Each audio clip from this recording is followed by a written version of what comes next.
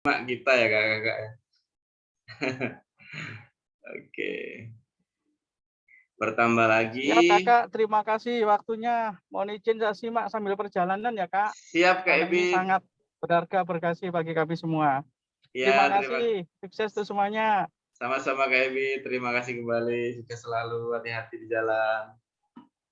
Selamat datang Kak Bea. Ini Kak Bea senior sekali nih, ternyata bisa sempat nongol hari ini nih. Kak Iya ya, Bea pernah Kak jadi Tosi ya. pembicara di kita juga nih. Oh iya Kak Tosi. Iya Kak Tony bener. Kak Bea, selamat datang Kak Bea. Ada Kak Dila, pemilik usaha Dila Food. Wow, mantap. Demi hasis gitu loh kata Kak Bea. Mantap sekali. Oke Kak Bea.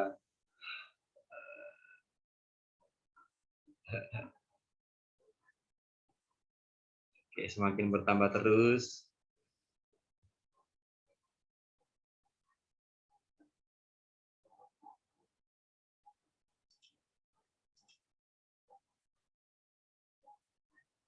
Kita mulai jam 16.15 ya Kak ya. Tadi sempat sesuai diskusi kita terakhir. Jadi kita mulai jam 16.15. Nanti kumpul berapa pun kita mulai.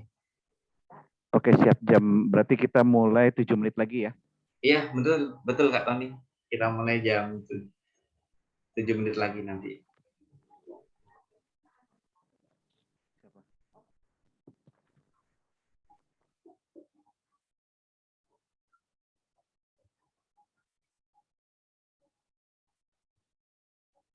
Ada Kak Adi Bakti Haryadi, baru join juga Kak Aryani. Welcome Kak.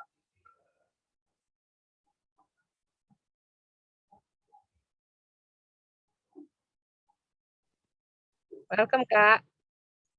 Halo Kak Aryani. Kak Aryani di mana nih posisinya saat ini? Lagi di velodrome Kak, sekalian olahraga. Wah, mantap sekali ya. Di Velodrome sambil olahraga nyimak event kita nih ya. Wah, Dengan ini topiknya luar biasa nih. siap. Wah, iya Kak Aryani sambil olahraga nyimak materi bagaimana terkait dengan from HR to CEO ya. Jadi dengan pemateri yang sangat-sangat luar biasa. Sambil sepedaan di velodrome. Mantap. Itu ditanyain Kak Tos itu Kak. Sambil sepedaan luar biasa.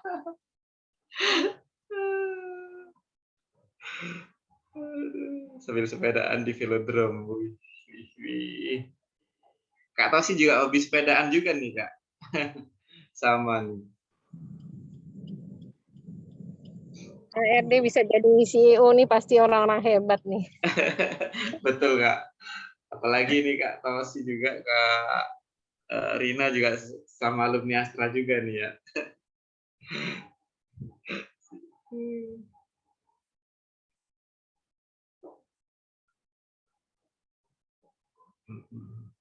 Kurang 5 menit lagi.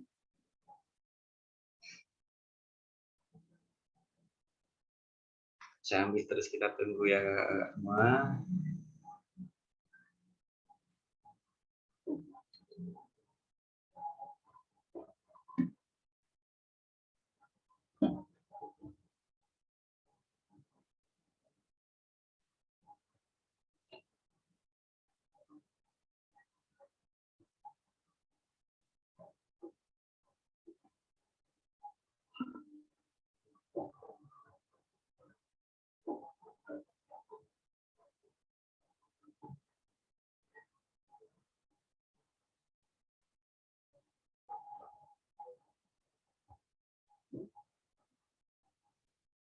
Ada Kak Teguh Rahmandi juga. Selamat datang Kak Teguh.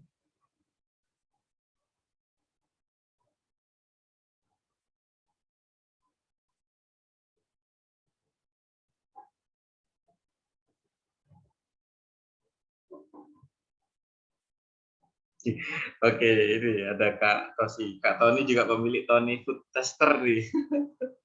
Ya betul juga nih Kak Tony.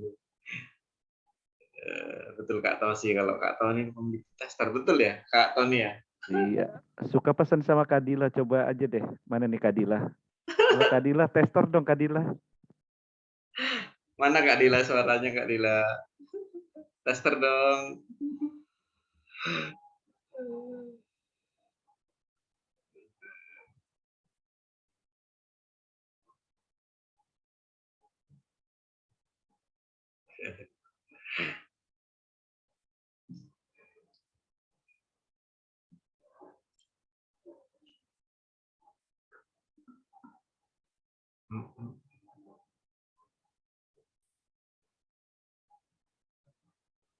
Hai Kak Citra.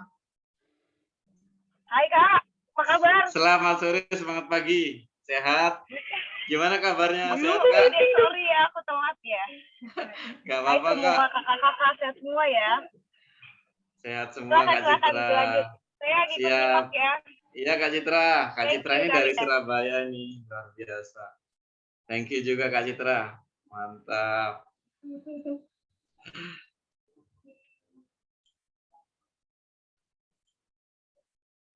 Ada Kak Citra dari Surabaya. Sambil nyetir juga sama dengan ini tadi. Kak ini ya. Kak Ebit. Jadi sambil nyimak, bener-bener nggak pengen ngelewatin materi yang sangat-sangat berharga nih.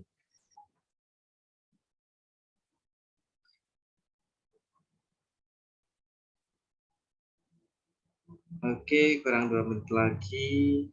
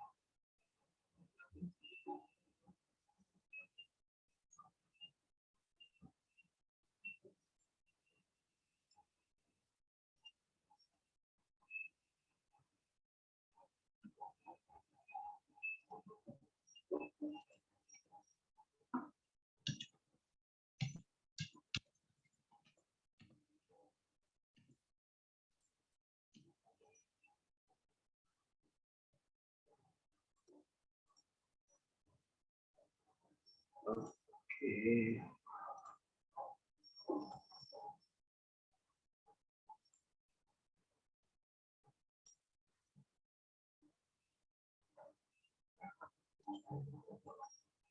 Baik kakak-kakak, sudah jam 16.15 kita mulai ya.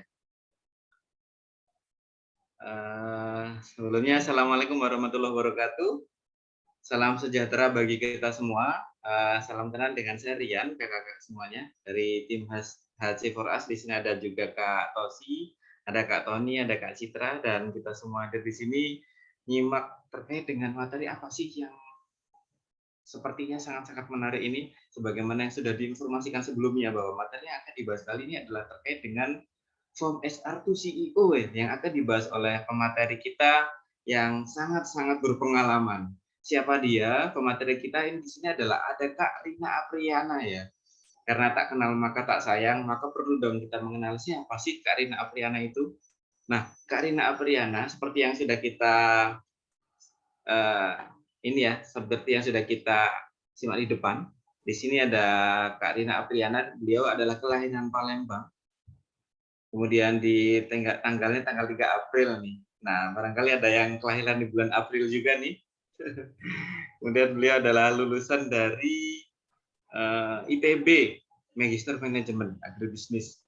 Dan di organization beliau sebagai ketua klaster multiguna Asosiasi Vintage Pendanaan bersama Indonesia.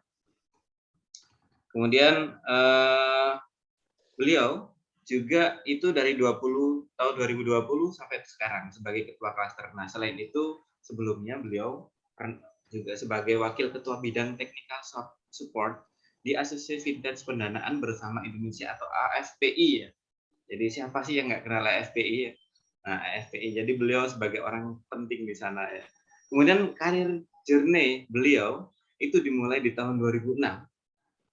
Sebelumnya juga pasti banyak ya. Maksudnya di 2006 ini ketika menjadi leader itu sebagai Performance Remuneration Management Department Head di Astra Internasional ya, kakak-kakak semuanya. Kemudian setelah itu sebagai Corporate Planning di tahun 2008 sampai 2010, Planning and Review di Departemen Head PT Astra Internasional Tbk. Nah, setelah itu di tahun 2010-2011 karir beliau tetap di Astra, kemudian di Performance Management Department Head di PT Astra Internasional Tbk. Kemudian di Juni 2011 hingga April 2018 beliau sebagai Business Development and Corporate Planning and Control Division Head di FIF Group ya kakak-kakak semua. Kemudian di tahun 2016 sampai 2018 beliau sebagai Director ya, di PT Saria Multi Finance Astra kakak-kakak.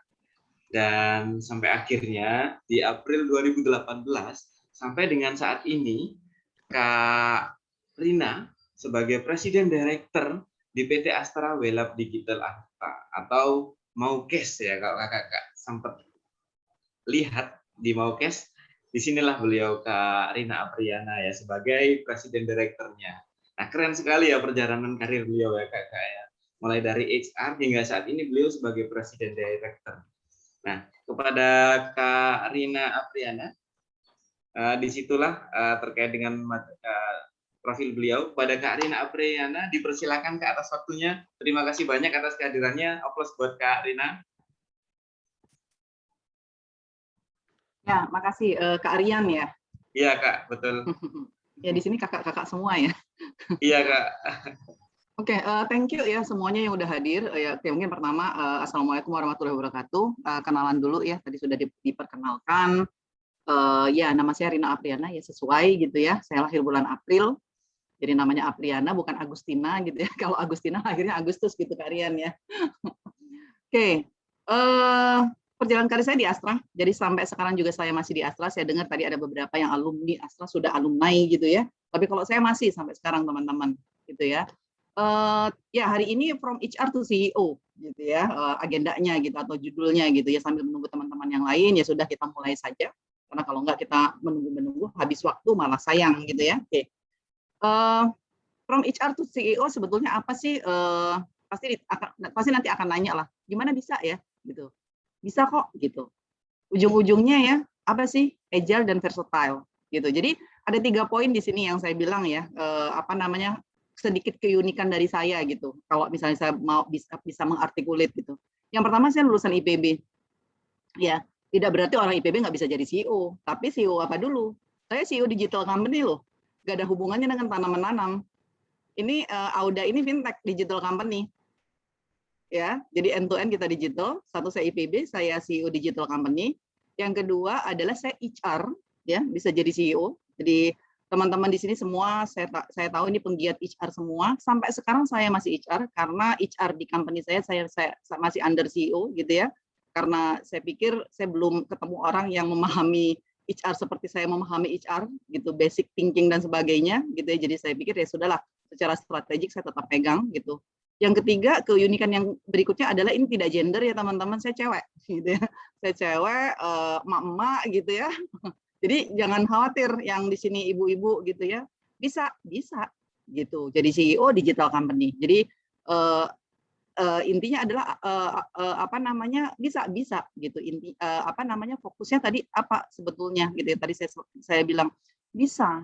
Tapi kita harus agile and versatile. Itu aja kuncinya gitu. Oke. Saya izin share screen. Ini materi saya hanya triggering discussion saja, tapi saya pikir nanti sambil jalan silahkan kalau misalnya memang sudah ada diskusi dan sebagainya ya teman-teman ya. Rasanya begitu ya Kak Rian ya. Boleh Kak, jadi sambil jalan ya Kak ya. Sambil jalan, nah, karena sebetulnya saya tidak punya materi yang so sophisticated gitu, sangat terstruktur dan sebagainya tidak. Jadi saya hanya triggering saja dan mudah-mudahan nanti bisa men-trigger diskusi kita. Oke, Siap, saya Kak. mulai ya Baik, Kak. teman-teman ya. Sebelum Iya, Kak. mulai ada yang mau komentar dulu? Belum? Kakak ada yang mau komentar dulu Ada mungkin? yang komentar sebelum kita mulai? Iya. Salam kayaknya kenal sudah. tadi buat Iya. Mas Tosi ya, katanya dari ADM ya. Betul, Timnya Kak. Mas Joko Baroto. Di Singapura sekarang. Itu senior saya tuh Mas Joko Baroto, guru saya juga gitu di HRD gitu ya, di HC. Oke, saya mulai ya teman-teman ya. Oke, yang pertama nanti saya hanya akan menyoroti 3 hal saja. Bagaimana karir journey saya. Saya menyebutnya non digital journey ya, karena benar saya bukan dari digital native company gitu ya. Tapi belakangan saya sudah 3 tahun terakhir di digital company. Kemudian, oke, kita sedikit mungkin nanti diskusi bagaimana sih role HR yang kita pahami dan bagaimana sih menjadi strategic business partner yang sesungguhnya gitu ya. Karena saya merasakan, artinya gini, saya berada di 2 sisi. Satu dari sisi HR yang berusaha untuk bagaimana sih HR ini bisa jadi strategic partner atau business partner beneran. Satu sisi saya sebagai CEO, bagaimana saya mengharapkan HC saya menjadi memang partner buat bisnis gitu. Oke, yang berikutnya ya ini terakhir ya narsisnya saya aja digital footprint, nanti ada beberapa digital footprint yang akan saya share juga gitu ya teman-teman ya. Oke ya, ini ya sekali lagi saya saat ini posisi saya adalah President Director di PT Astra Wilayah Digital Arta ya. Kalau kalau quotes yang saya suka tuh yang atas mungkin teman-teman bisa lihat ya. The only person you are destined to become is the person you decide to be. Jadi hati-hati dalam memikirkan kita mau jadi apa gitu, karena kita akan jadinya seperti itu, gitu ya. Kemudian satu lagi yang saya suka juga quotes adalah your life is your message to the world. Make sure it is inspiring. Jadi ini salah satu motto saya dalam bekerja. Artinya gini, dalam hal apapun kita lakukan harus inspiring gitu, harus bikin sesuatu yang benar, yang bagus gitu, menjadi legacy, gitu ya. Oke.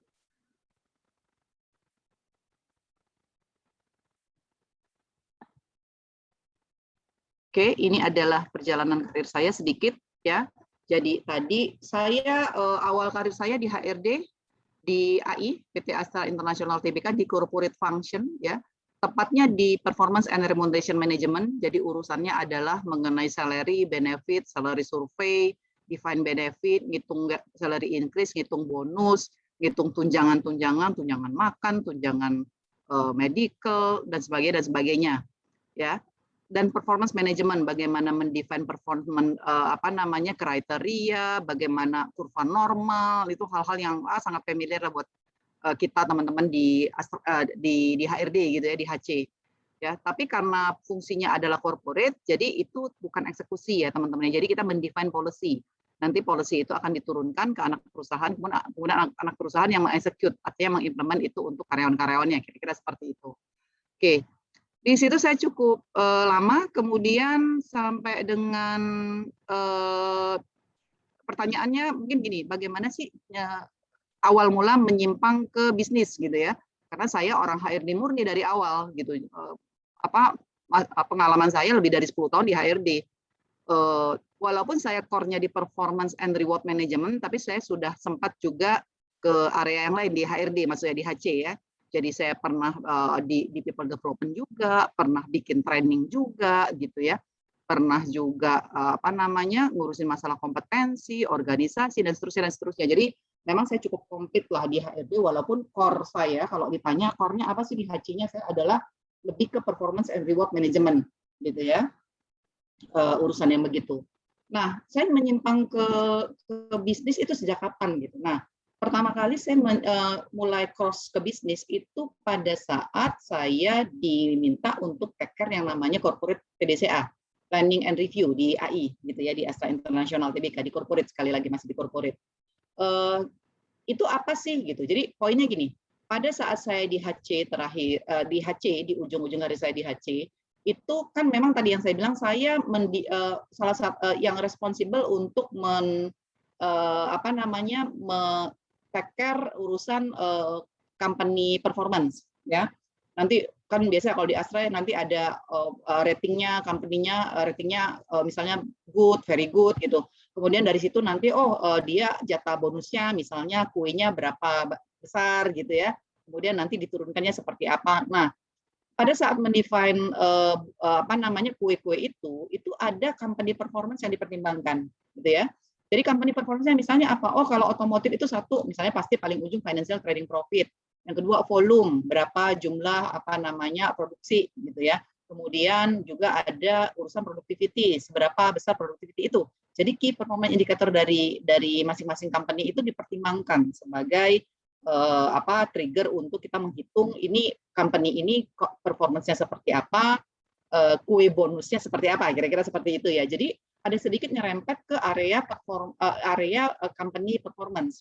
Nah, sehingga saya dipercaya untuk oke, kalau gitu kamu take care di area planning and review gitu. Nah, planning and review itu isinya adalah setiap bulan saya ngeran review company level ya, masing-masing company untuk direview dengan director in charge-nya gitu. Misalnya tadi company A reviewnya bulan ini apa namanya agendanya adalah kita akan review KPI, review strateginya, apa yang jalan, apa yang tidak jalan, apakah ada isu dan seterusnya. Gitu. Itu udah mulai itu. Saya belajar ke area bisnis gitu ya. Artinya apa namanya jadi tahu nih, oh Astra itu punya bisnis apa aja. Kalau bisnis ini KPI-nya yang dipegang tuh apa harusnya gitu. Sehingga ini menentukan nanti ujung-ujungnya adalah company performance gitu ya. Itu sudah mulai tuh. Saya ke area bisnis. Nah, dari situ mulai terus walaupun in the same time saya masih take care performance management ya. Jadi performance management end to end dari company level sampai dengan individual level. Kalau di individual level kan kita kenal ya, oh nanti ada PA 2 kali setahun, kriterianya ada apa business result, ada man management dan seterusnya gitu ya. Kemudian di akhir tahun kita tarik datanya di kurva normal, di plotting ke kue bonus dan seterusnya. Jadi nyambung gitu. Ya. Jadi tarikannya adalah oke, ternyata company performance ini, individual performance ini tidak berdiri sendiri. Dia tarikan dari company performance. Company performance itu harus belajar yang namanya bisnis gitu. Jadi nggak mungkin saya nggak tahu misalnya KPI-nya sebuah industri misalnya ya, contohnya waktu itu di Astra kita misalnya baru beli jalan tol misalnya gitu ya, baru punya bisnis jalan tol atau baru punya bisnis air minum waktu itu dengan Palija gitu ya. Nah di situ harus tahu jalan tol itu KPI-nya apa ya gitu ya. Misalnya tentu saja kalau revenue, trading profit ya itu kan yang basic. Tapi kalau di internal prosesnya apa? Gitu misalnya customer satisfaction level di mana setiap reguler tertentu diadakan survei ke customer atas kepuasan dan seterusnya gitu. Jadi disitulah saya mulai belajar bisnis teman-teman. Jadi tarikannya dari situ gitu ya. Dan selanjutnya memang berikutnya ya karir saya akhirnya makin menjauh dari human capital gitu. Saya dari corporate kemudian saya mencoba untuk lebih dekat ke operation gitu ya. Saya pindah ke anak perusahaan. Ya, di anak perusahaan saya pegang corporate planning dan business development sekali lagi gitu dan mulai ke area bisnis dan seterusnya gitu ya. Kemudian yang dari situ ya sudah mulai tuh pada saat di company itu akan splitting syariah gitu ya. Saya juga karena saya di BD, kemudian saya juga take care double antara BD dengan mencoba men-split mengembangkan bisnis syariah. Jadi satu lagi tadi ya, selain dari IPB ke digital, ternyata saya juga belajar syariah gitu karena multi finance Astra itu syariah sekali gitu ya. Jadi ada akad-akad yang harus dimengerti dan seterusnya gitu.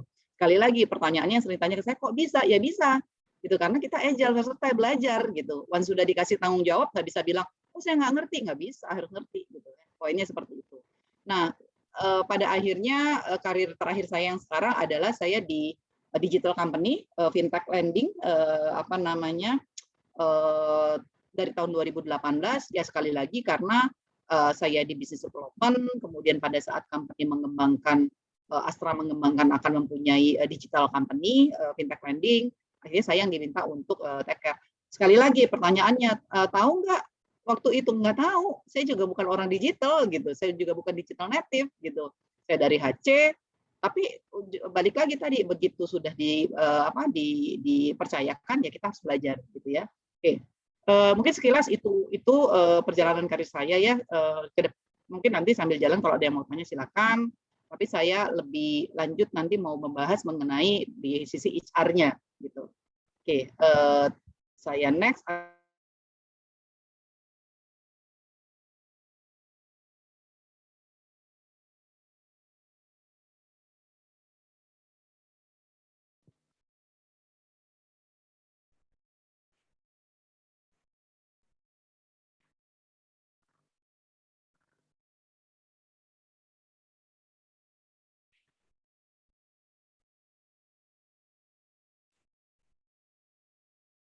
Kalau sepertinya terputus ya. Ya, betul Kak. Sepertinya terputus Kak Rina. Ya, internetnya mungkin lagi terganggu ya. Iya, sepertinya seperti itu Kak Tosi. Sebentar, kami Coba bisa kontak. dikontak ya. Baik Kak, kami kontak sebentar.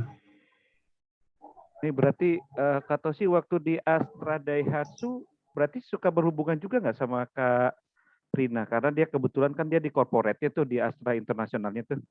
Enggak sih Kak. Tapi saya tahu Kak Rina karena tadi kalau ngelihat dari profil beliau kan beliau di Astra Internasional ya, Iya, di Astra terutama Internasional untuk corporate-nya. bagian PDCA, Plan Do Check Action.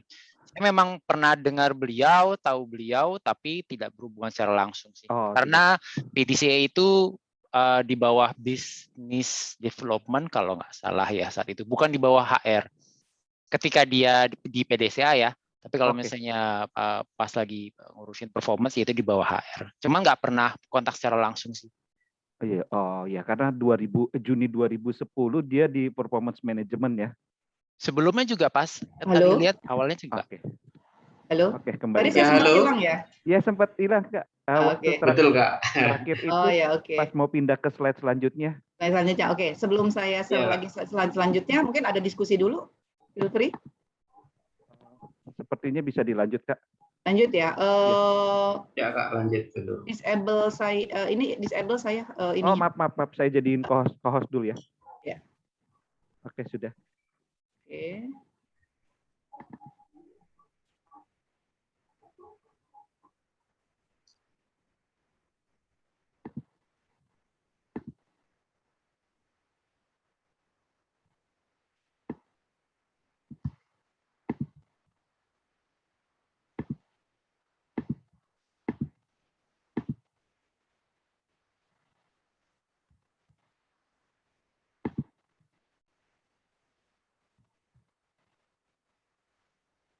Kalau misalkan ada pertanyaan, boleh langsung sambil jalan loh. Ya, sambil jalan ya. Oke. Baik Kak, Oke, silakan saya Kak. lanjutkan dulu ya. Oke. Nah, Lanjut dulu. sekarang untuk triggering discussion aja. Kita paham lah ya, apalagi kalau ngomong orang di sini semua orang HR, semua orang HC gitu. Kalau saya malah mungkin sudah tidak terlalu update karena saya meninggalkan HC secara core itu sudah lebih dari 10 tahun gitu. Jadi kita tahu lah tugasnya HC itu apa sih, HR administration ya pastilah gitu. Dan kalau misalnya bukan kita yang ngeran payroll siapa gitu. Tapi apakah itu yang namanya business partner gitu. Ya sekarang saya yakin semua company lakukan ini, tapi sudah banyak yang di outsource gitu ya. Jadi sebetulnya tidak ada judgement, tinggal di outsource saja gitu. HR practice mulai dari rekrutmen, kemudian people development itu dilakukan ya, pasti dilakukan. Ya kalau bukan HC-nya nggak punya policy, nggak punya operation di sana, terus itulah tugasnya gitu. Kemudian HR strategi ya, HR strategi ini lebih advance lagi gitu. Artinya strategi itu apa? Tadi misalnya kalau saya ngomong di area rekrutmen gitu ya, apakah memang kita perlu rekrut gitu ya, atau kita perlu pakai vendor atau apa, itu bagian dari strategi gitu ya. Kita mau reward package-nya itu team base atau individual base, atau kita mau yearly, mau monthly base, mau clean wage, mau apa, itu strategi gitu ya. Sangat tergantung dengan industrinya gitu. Nah, kemudian HR outside in itu seperti apa gitu. Bagaimana kita praktek-praktek yang di luar itu kita respon terhadap kondisi internal kita gitu. Bagaimana juga kita melihat kebutuhan dari organisasi itu untuk menjadi bagian dari hal-hal yang mendrive ke arah mana strategik HR kita akan diarahkan gitu. Ini ya teman-teman. Jadi rasanya empat-empatnya ini sekarang sih sudah sangat umum gitu ya. Tapi pertanyaannya yang seperti apa? Akhirnya yang seperti apa sih yang namanya HR bisa betul-betul menjadi business partner atau CEO partner atau strategic partner, itu yang seperti apa gitu? Kalau saya bilang ya sekarang ya, apalagi dengan era digital seperti ini, poinnya adalah kalau mindset HR-nya nggak dirubah, dan selesai gitu. HR-nya bukan jadi mendorong atau mensupport bisnis, malah jadi menghambat gitu. Contohnya gitu ya, kita HR selalu punya tuh namanya rekrutmen. Oh, ada kriteria misalnya gitu ya. Oh, sekian kriteria, kalau 333 atau 34 ini lulus, kalau ini nggak lulus gitu. Nah, sekarang saya bilang lihat dulu gitu posisi apa yang diambil. Iya kan, nyari orang tech misalnya gitu di kita implement pakai kompetensi yang sophisticated, ya mungkin nggak pernah akan ada yang lolos gitu, padahal technical kompetensinya jago gitu ya. Terus bagaimana gitu. Itu jadi agility dari HR itu yang sekarang yang dibutuhkan gitu. Itu yang namanya dia mensupport bisnis. Itu contoh ya, saya praktekkan adalah saya ya pasti basicnya adalah kalau misalnya memang secara technical kompetensinya bagus dan behavioral kompetensinya masuk, which is good gitu, artinya itulah yang kita harapkan. Kalau kita sudah tes 10 orang, 10-10-nya gagal di behavioral, padahal technical kompetensinya yang kita butuhkan, ya saya bilang tinggal dilihat kompetensi mana yang memang benar-benar harus. Ya kalau misalnya dia communication skill atau teamwork atau apa gitu yang karena yang tidak dibutuhkan karena dia jadi ya tutup mata. Tapi kalau seorang tech gitu ya, analysis and judgment atau sistematika thinkingnya nggak bagus, ya itu yang kita pertimbangkan yang nggak diambil gitu. Nah yang kayak gitu-gitu adalah mindset dari kita sebagai praktisi HR itu harus agile gitu. Itu yang pertama gitu ya. Yang Baik, kedua, Karina, mohon maaf dipotong sejenak. Ini kebetulan ada yang izin bertanya, Kak. Kebetulan karena memang yang bersangkutan sedang ada perlu, jadi sebelum meninggalkan ini ada izin pertamanya duluan dari Kak Tosi kebetulan ini, Kak.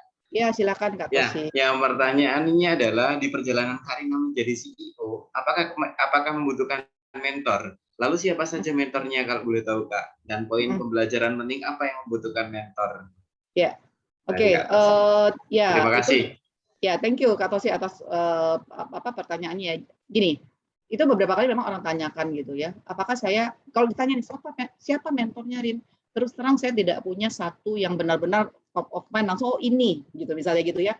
Nggak ada gitu. Terus terang tidak ada. Karena saya termasuk model yang self motivated gitu ya. Jadi dari luar perlu, tapi saya selalu membangun motivasi dari dalam gitu. Jadi siapapun orangnya, ya tentu saya belajar banyak ya dari leader-leader terutama di Astra gitu ya. Saya ambil apa yang memang menurut saya masuk saya secara logik dan saya believe itu gitu. Jadi dari siapapun ya memang sepanjang karir saya dikasih mentor gitu ya. Ada ada banyak lah dalam perjalanan karir saya dikasih mentor ya, karena setiap tahun pasti ada program mentoring gitu. Tapi kalau disebut satu siapa gitu saya nggak punya terus terang. Tapi dari semuanya itu saya ambil gitu, selalu saya kalau bapak yang ini dia ini dia sangat wisdom, artinya wisdomnya yang saya manfaatkan untuk perkembangan karir saya. Yang sini dia sangat data driven gitu ya, artinya itu gitu. Jadi saya memilah kemudian saya masukkan ke ke logik saya gitu. Kalau saya pikir logik dan iya benar juga ya, itu salah satu poin yang akan saya ambil gitu. Jadi jawabannya itu. Dan tidak hanya mentor-mentor itu ya, termasuk juga saya termasuk yang lumayan hobi baca buku gitu ya. Dari buku-buku itu juga banyak hal yang saya coba implement. Dulu saya ingat waktu saya masih biasalah ya, masih officer, masih manajer tuh sering training misalnya keluar, selalu sepulang training tuh selalu ada satu hal yang saya implement untuk di pekerjaan saya berikutnya, karena menurut saya ini bagus tapi saya belum lakukan, why not kita lakukan gitu.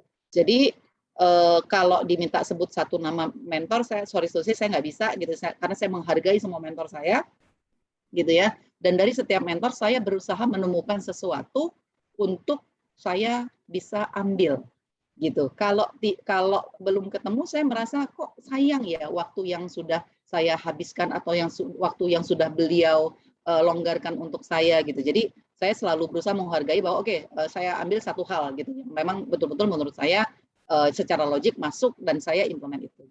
Itu jawaban dari saya, mudah-mudahan menjawab ya Mas Tosi ya. Kak Tosi ya. Baik Kak Rina, terima kasih banyak Kak Rina. Ya, thank you. Bisa dilanjutkan mungkin Kak Rina. Lanjut ya, oke. Ya. Ya ini, jadi ya ini sudah umum lah ya, kita semua orang HR paham ini. Mungkin saya lanjut dulu. Nah sebetulnya Adian pertanyaannya untuk HR untuk mendeliver standar dari first three wave yang tadi gitu, sebelum HR outside in itu harus belajar yang namanya ada paradoks yang terjadi gitu ya. Oke, mungkin kita lihat ya. Ini biasa, jadi jangan terlalu terpaku juga. Oh, ada istilahnya keren-keren gitu, six paradox. Sebetulnya ini sehari-hari kok gitu. Ya, strategik administratif. Ya, pastilah outside inside dulu. Yang pertama outside inside. Ya pastilah sebetulnya outside it atau outside in atau inside out sih. Gitu ya. Harus bisnis tren kemudian bawa ke dalam, atau dalam ini kita punya kompetensi apa, kemudian kita kembangkan, arahkan bisnisnya menuju ke arah sana gitu. Ya, ini ada paradoks-paradoksnya. Ya, at the end ya kalau misalnya kita bilang, jadi kita mau ngikut yang mana ya, outside in atau inside out? Kalau saya selalu basic principle of thinking-nya adalah apa yang dibutuhkan oleh bisnis. Gitu. Jadi kalau pada saat bisnisnya memang membutuhkan inside out, artinya ada kompetensi internal yang kita mau leverage keluar, kita harus lakukan inside out. Pada saat yang berbeda, pada stage yang berbeda, company misalnya gitu ya, kita harus adapt terhadap perkembangan eksternal outside, misalnya termasuk ya yang saat ini terjadi teknologi, ya bawa masuk outside in, itu karena ternyata core kompetensi yang di internal tidak bisa menjawab kebutuhan bisnis. Ya, itu yang pertama, outside inside. Kemudian business people kan selalu ya, bagaimana sih balancing antara company intention dengan dengan people intention gitu. Itulah salah satu tugas beratnya HC menurut saya. Pada suatu saat HC harus berdiri berdiri atas nama company. Pada saat yang berbeda HC harus berdiri atas nama karyawan. Sekali lagi pada saat apa? Stage-nya beda-beda gitu. Di satu saat bagaimana suatu company sudah sangat mature, misalnya gitu ya, semua policy, semua sistem sudah implement dengan baik, mungkin pada saat itu dibutuhkan HR atau HC berdiri berdiri di sisi karyawan, customisasi gitu. Tapi pada saat yang berbeda bisa jadi berbeda. Contoh ya, ini yang paling recent lah terjadi pada saat kita pandemi, ya kan? Itu kan di awal-awal pandemi kan kita semua panik kan, nggak ngerti kan ini pandemi apa, bagaimana menyikapinya, ya kan? Dan belum pernah terjadi kan, gitu. Dan HC kan dilema, mau diliburin, bukan diliburin ya, mau di WFH, mau di WFO galau karena penyebaran cepat, mereka naik angkutan umum, gitu ya. Mau semua dikasih tunjangan untuk naik taksi kok ya mahal, ya kan? Diminta untuk WFH belum terbiasa, ada yang WFH dikira libur, dikira mau di PHK kan gitu kan? Gitu. Jadi pada saat itulah sebetulnya kematangan atau wisdom dari kita sebagai HC itu dibutuhkan oleh bisnis gitu. Jadi judgement-nya itu, tapi menurut saya itu yang salah satu pembelajaran yang terbaik ya. Jadi pada saat itulah HC ini diuji gitu. Jadi apapun decision HC waktu itu akan pengaruh ke bisnis banget. Ya. Jadi kalau decision-nya HC adalah WFO ya akan pengaruh. Kalau decision HC WFH akan pengaruh. Gitu. Nah, masing-masing company berbeda menyikapinya, saya tahu. Gitu ya. Ada yang kita dan stage dari company juga beda-beda. Buat saya waktu itu kita digital company, nggak ada customer yang datang ke kantor, semuanya tinggal di set di sistem kok. Apa poinnya kita WFO, gitu kan? Dan pada saat itu semua orang masih belum terbiasa dengan protokol baru, jadi mendingan kita lebih konservatif, gitu. Nah kayak gitu. Jadi sebagai seorang HR gitu, kalau misalnya memang di kondisi-kondisi seperti itu sekali lagi tidak bisa membawa diri atau menyikapi, kita berada di sisi company atau di sisi karyawan gitu ya. Nah itu question tuh buat saya gitu. Jadi support ke bisnisnya seperti apa gitu ya. Itu contoh. Individual organization sama tadi. Sebetulnya kita teamwork apa individual sih gitu. Di dikotomi selalu gitu. Kalau saya bilang saya butuh teamwork yang kuat yang diisi oleh orang-orang yang kuat gitu, sehingga tidak ada yang namanya penumpang gelap gitu.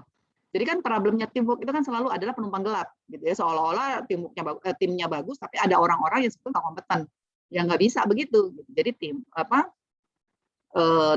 teamwork yang baik itu harus terdiri dari orang-orang juga kompeten gitu di areanya masing-masing gitu ya. Kemudian event atau proses, ya kalau di HC saya tahu lah banyak sekali eventnya, acara ulang tahun HC, acara Porsche, ya, pekan olahraga ya HC gitu ya.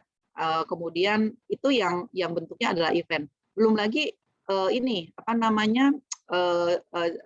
tick the box, misalnya people review sudah dilakukan, sudah tick gitu ya. Apalagi misalnya internal development sudah dilakukan, sudah sudah massal dilakukan, tick gitu. Tapi objektifnya apa gitu, itu kadang tidak ditangkap juga gitu. Jadi eventnya tick, tapi secara proses, secara objektif tidak tercapai, kan sayang gitu. Itu ya. Kemudian feature pass, ya sekali lagi kan kita selalu bilang bahwa pas kesuksesan kita di masa lalu tidak menentukan kesuksesan kita di masa depan. Apa benar 100% begitu gitu ya? Sebetulnya ada juga sih pas performance kita yang ternyata berguna juga untuk ke depan gitu. Jadi harus di-connect gitu antara past dan future. Basic apa? Contoh sekarang misalnya di traditional company kita punya pola review yang sangat rigid gitu ya. Ya benar gitu. Begitu di digital company apa benar gitu lah, wong dinamikanya setiap minggu bisa berubah gitu. Belum selesai bikin satu report sudah berubah lagi, apa iya kita mempertahankan itu. Tapi basic thinkingnya bahwa yang namanya performance itu harus dikontrol tetap gitu. Tapi how to-nya kita harus adapt, harus agile gitu ya. Oke. Strategik administratif, iyalah ini pasti tadi ya. Wah, kalau kita diributin urusan payroll gimana kita mau bikin strategik gitu, didikotomi lagi gitu ya. Ini excuse-nya kita lah biasa gitu.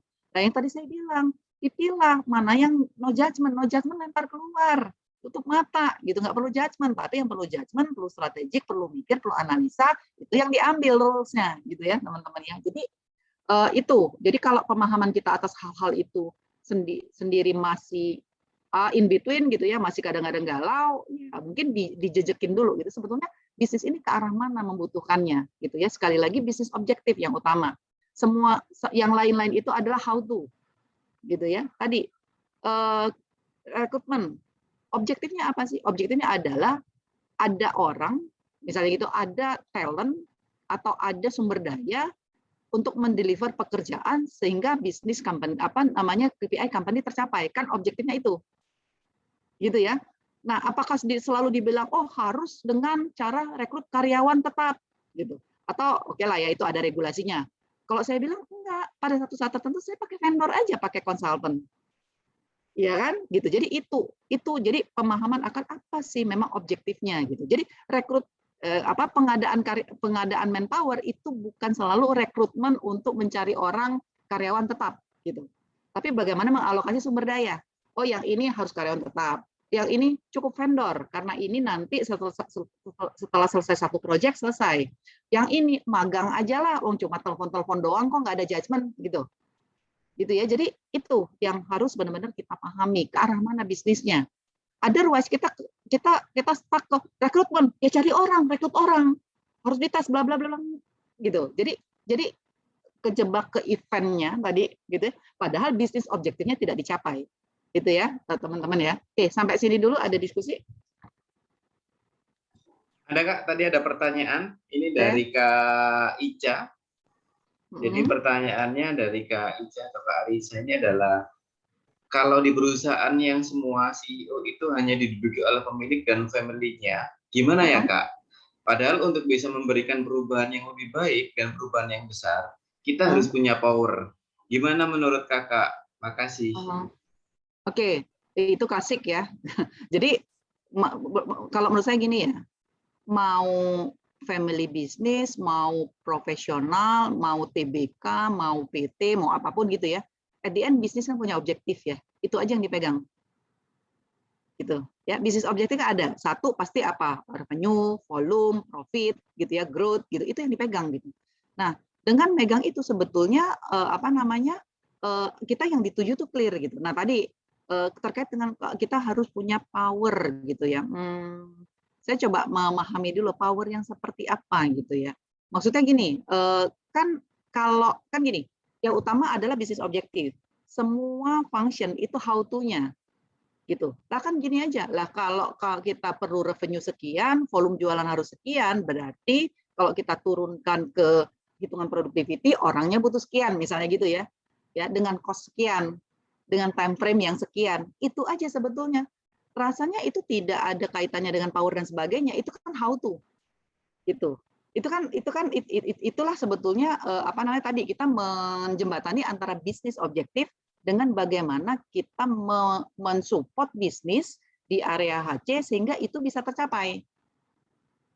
Gitu. Ya kan kalau saya ya, tapi ya mungkin bisa jadi ada pendapat yang berbeda. Jadi saya ya kebetulan saya juga tidak pernah bekerja di family business gitu ya. Jadi selalu di company yang profesional. Jadi mungkin saya juga tidak terlalu memahami bagaimana family business itu di-manage. Tapi kalau saya balik ke basic prinsipnya saja. Setiap bisnis pasti punya objektif, punya bisnis objektif itu yang dipegang. How to-nya kita define. Gitu. Dengan tadi kalau ngomong power ya dengan fungsinya masing-masing. Bukan ngomong power tapi fungsi masing-masing.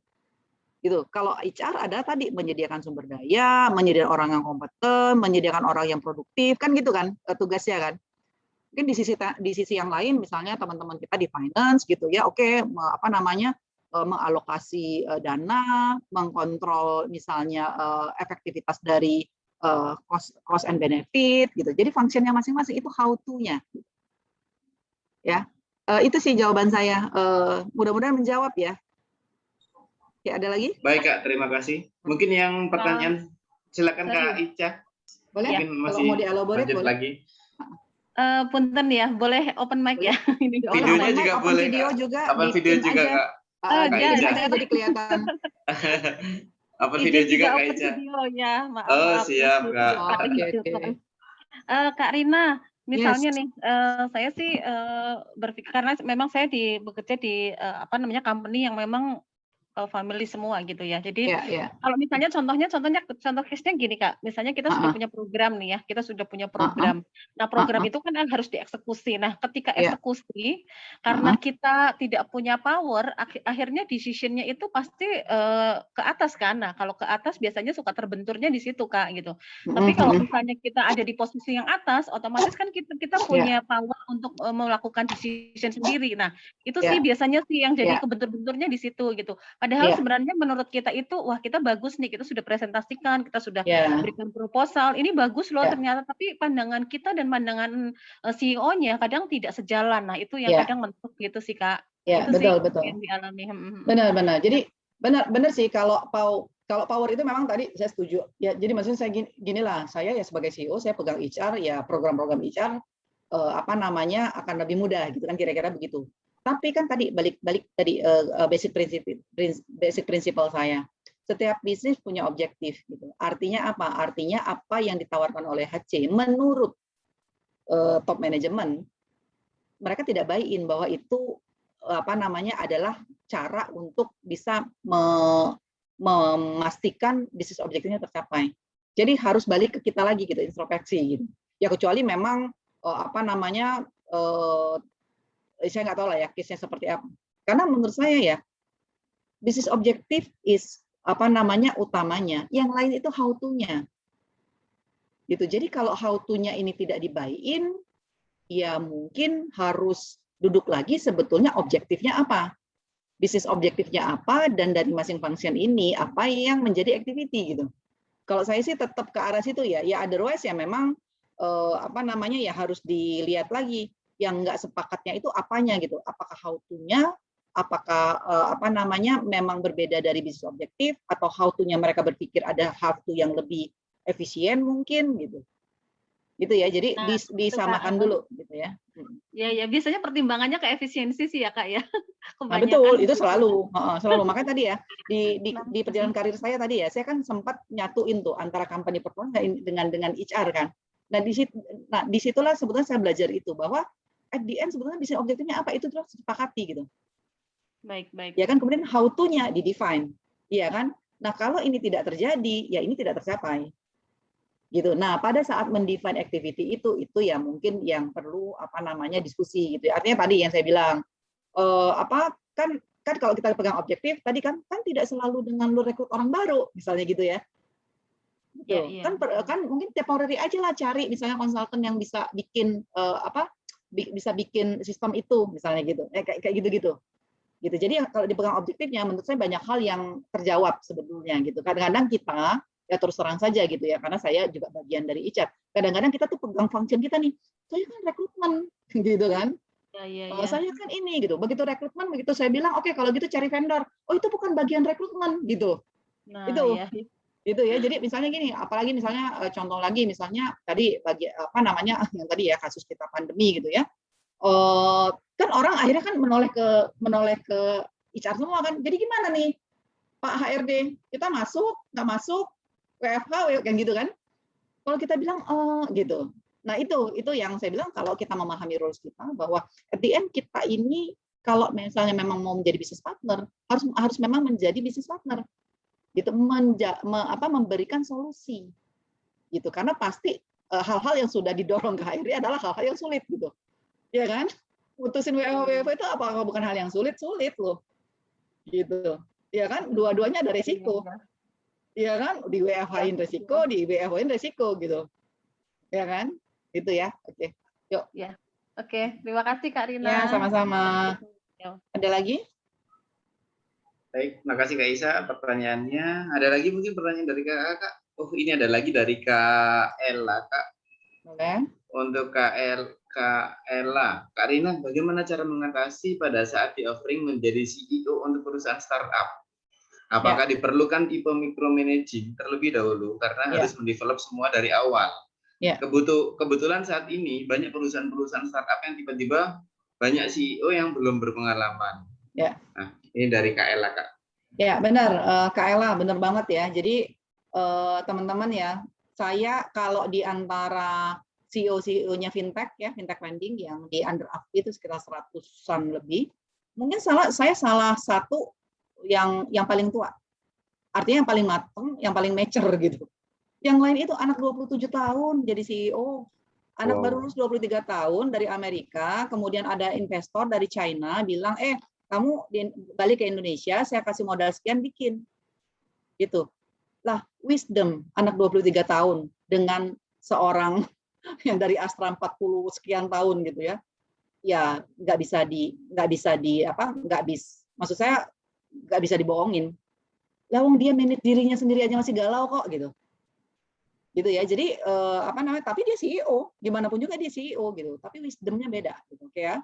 Nah, ya tapi dia startup murni. Artinya memang startup itu ya coba-coba gitu. Bagus ya jalan, nggak bagus ya selesai kan gitu. Tapi buat saya gitu ya, saya ini corporate startup, nggak ada coba-coba gitu. Bikin ya harus jadi gitu.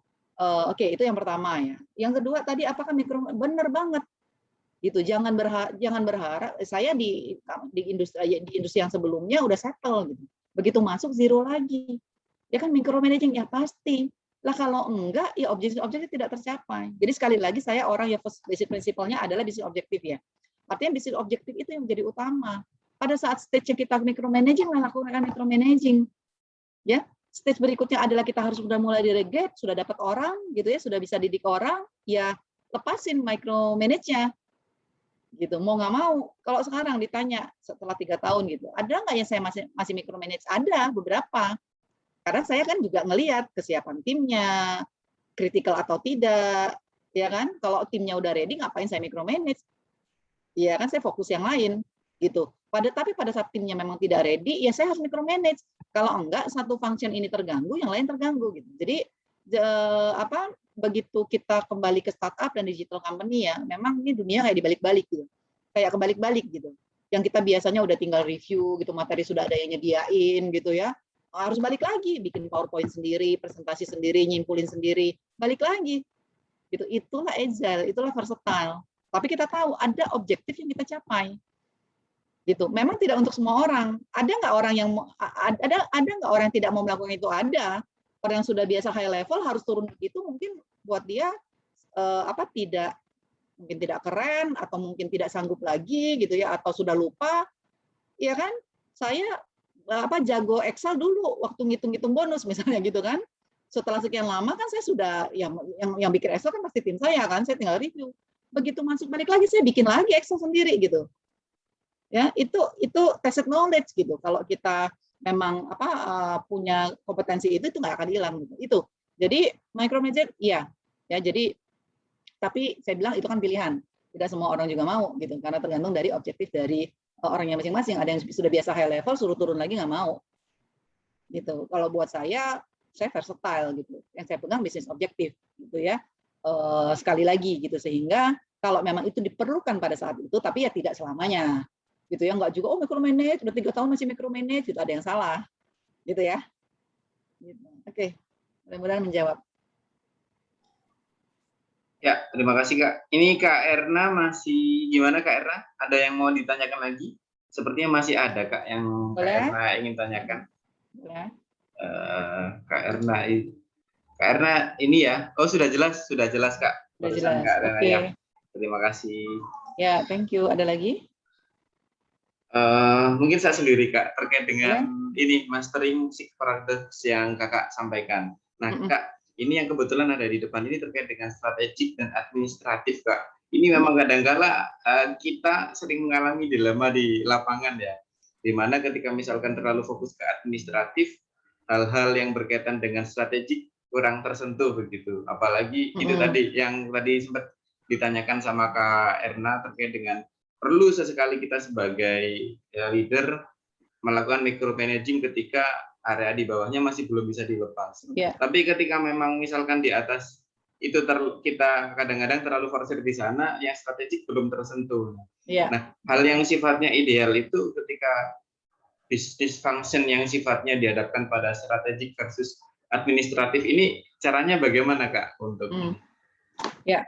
Gini, kalau saya sih gini ya, memang tidak mungkin kita melakukan hal yang strategik sebelum administratifnya beres.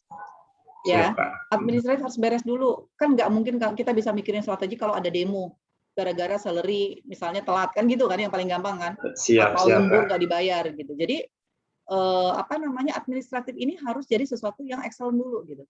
Baru bisa mikirin strategik. Caranya bagaimana? Ya itu tadi. Kalau saya sih administratif pasti harus excellent, nggak ada diskusi. Kan kita kalau di HC itu selalu gitu, wah HC kalau kerjanya baik, misalnya payroll-nya nggak pernah telat, orang biasa-biasa aja, telat 1 jam aja, ya kan gitu kan?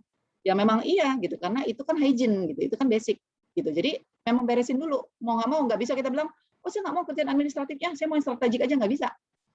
Gitu. Jadi administratifnya harus di-secure, ya harus excellent dulu, gitu. Nah, kalau sekarang udah banyak, maksud saya gini, apakah iya yang administrasi ini harus kita pegang sendiri? Gitu. Kan sekarang udah enggak ya. Jadi udah banyak lembaga outsource, yang sistem payroll segala macam juga udah ada itu gitu. Nah, sehingga kita tapi kontrolnya tetap.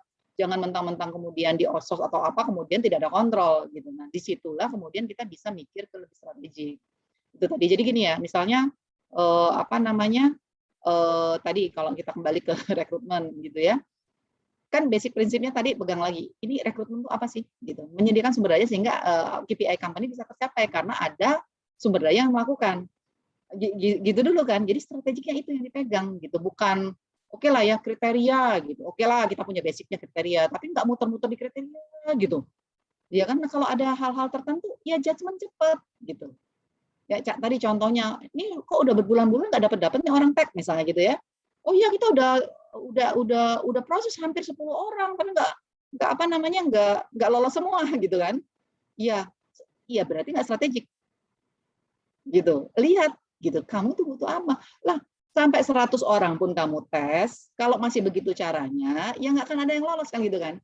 Nah itu, jadi arah strategiknya itu ya jangan selalu berpikir, oh strategik itu adalah yang ini bisnis akan ke arah mana, kita bukan begitu ya, not necessarily itu sebetulnya, tapi di HR strategik sendiri, kita harus strategik gitu, paham ya maksudnya ya. Jadi strategik di sini tidak selalu bahwa HR harus ikut tuh bikin company misi bukan gitu. Even mastering di HR kita, strategik di HR function kita itu strategik gitu ya. Jadi itu pemahamannya gitu. Jadi ya sekali lagi tidak mungkin kita bisa meluangkan waktu ke area itu kalau administratifnya kepentok-pentok gitu. Jadi harus di mastering dulu memang. Gitu Kak Rian. Baik Kak Nena, terima kasih banyak. Semakin seru ini diskusinya ya Kak ya. Semakin ramai. Silakan Kak, mungkin kalau mau. Ya saya terus dulu ya. Ya Kak. Oke, ini beberapa hal kompetisi to master the six products. Saya lanjut dulu. Nih ya, jadi Jadi kompetensi HR outside in itu apa? Capacity builder. Nah, ini tadi yang saya bilang. Define and build organization capability. Clear ya? Di sini tidak ada ngomong bahwa kita harus capacity builder hanya adalah rekrut orang. Ya, define and build its organization capability. Ya, ini contoh yang tadi saya kasih ya. Gitu. Jadi tidak bilang bahwa kompetensi HR adalah rekrutmen, bukan. Gitu. Change champion, develop capacity for change. Nah, ini tadi bagaimana HR ini menjadi champion untuk agility, untuk versatility. Jangan malah orang HR-nya malah yang jadi jadi penghambat gitu. Innovator and integrator, teknologi proponen tadi ya, improve utility of HR mengenai ya, ini mungkin biasalah ya. Ya sekarang semuanya udah tahu lah yang namanya absen, nggak perlu pakai finger atau apa lagi, udah tinggal pakai gadget aja, dia di area berapa meter juga udah bisa gitu-gitu ya. Jadi itu memang harus di enablers juga gitu. Credible activist gitu nih. Yang tadi nih basic HR practice-nya kita yaitu harus excellent gitu, sehingga kita bisa bergerak ke area yang lebih strategik gitu ya. Oke. Ini tadi kalau strategik kemudian kompetensi untuk menjadi HR outside itu apa? Interpreting the global context gitu ya. Oke, jadi mungkin jangan terlalu juga terlalu jauh. Oh, harus global apa enggak gitu. Jadi poin saya adalah gini, kan masing-masing ada function. HR is HR gitu ya. Kan ada function strategi, ada function finance, ada function marketing. HR is HR gitu. Jangan seolah-olah kita berusaha untuk menjadi orang marketing, berusaha menjadi orang strategi, berusaha menjadi orang finance, enggak begitu sebetulnya gitu. Even di area HR sendiri, kalau kita excellent, kalau kita bisa menjadi strategi positioner, itu yang dibutuhkan, gitu ya. Termasuk juga yang terakhir itu co-crafting a strategic agenda, helping shape the vision of the future of the business, gitu ya. Kemudian identify, manage risk and provide alternative insight on business issue di area HR, sekali lagi. Gitu ya, bukan berarti kita menjadi orang risk gitu. Bisa orang jadi orang risk, bukan begitu gitu. Jadi transfer business strategi into talent and culture, set initiative of initiative, strategi interpreter. Jadi maksud saya gini, saya cuma mau menggiring bahwa jangan terlalu jauh berpikir bahwa begitu HR jadi business partner itu kita menjadi orang corporate planning, kita menjadi orang business development, kita menjadi orang finance gitu, bukan, menjadi orang risk, bukan. Masih di function kita, tapi berpikirlah strategik untuk mensupport business objektif, untuk mensupport top management untuk mencapai business objektif. Itu. Gitu ya. Jadilah bagian dari solusi sebagai satu kesatuan perusahaan. Gitu ya, jangan menjadi malah problem. Ya, oh yang lain udah setuju, tinggal HR-nya nih nggak bergerak. Nah itu kan kita sering dengar gitu ya. Oh kita harus menuju ke sana nih, HR-nya lambat. Nah itu, gitu ya. Oke, sampai di sini. Oke, ini tambahan saya aja dari saya. At the end-nya ya sebagai orang HR kita ngerti lah ya bagaimana sih kita mempunyai mentality yang bring real impact ke organisasi. Kalau tadi terkait dengan functionnya, ini terkait dengan behavior kompetensinya. Yang pertama harus patient, ya. Jadi orang HR itu nggak gampang loh. Yang saya bilang tadi ya, selalu kayak jadi apa ya? Yang tadi kalau kita kerjanya baik biasa aja, tapi kalau salah sedikit aja ribut gitu. Kan kita sering dengar itu ya. Tapi kita patient nggak melakukan itu. Kita punya empati nggak terhadap karyawan? Ya, di satu sisi kita harus berpihak ke karyawan. Satu sisi yang lain kita harus cukup tegas mewakili perusahaan. Itu. Jadi itu butuh keterampilan tuh, butuh passion, action, gitu ya. Bergerak gitu. Ya memang HR itu di banyak company jadi kayak jadi kayak memang bagian yang selalu terlibat di semua hal gitu ya. Kemudian yang terakhir tuh resilience, Kita sebagai orang HR cukup resilient nggak? Agile nggak yang tadi bahasa saya? Versatile nggak? Karena dinamikanya bisnis itu terus terjadi. Lah kalau HR malah yang ketinggalan, ya boro-boro bisa support, malah menjadi bottleneck gitu. Nah, itu yang kita tidak mau kan, gitu ya. Oke, rasanya secara materi itu dari saya ya. Kalau misalnya ada diskusi silakan ya, di belakang ini hanya beberapa digital footprint saja, nanti belakangan saja hanya foto-foto terkait dengan tadi perjalanan karir saya dan sebagainya. Silakan teman-teman. Saya lebih buka untuk discussion. Baik Kak Rina, terima kasih. Ya Kakak, ini mumpung sharing sesinya sedang buka, barangkali Kakak mau ada pertanyaan. Silakan Kakak. Dari Kak siapa nih? Kak Dedi. Kak Dedi ada pertanyaan. Kak Rina, basic skill dan kompetensi apa yang harus dimiliki HR supaya bisa memahami bisnis sehingga mampu dan layak untuk bisa dipercaya dan menjadi partner, bahkan dipercaya sebagai CEO. Tantangan dan hambatan apa yang dihadapi ketika bertransformasi dari peran HR menjadi CEO? Motivasi internal apa yang mendorong dalam proses transformasi tersebut, Kak? Terima kasih. Panjang ya. Satu-satu deh. Iya, dari Kak Dedi. Yang pertama adalah kompetensi apa yang dibutuhkan gitu ya. Betul, Kak. Oke. Sebetulnya ya basic leadership kompetensi itu udah cukup. Ya, artinya apa? Gini, sebetulnya gini ya, leaders itu apa sih yang dibutuhkan dari leaders gitu ya.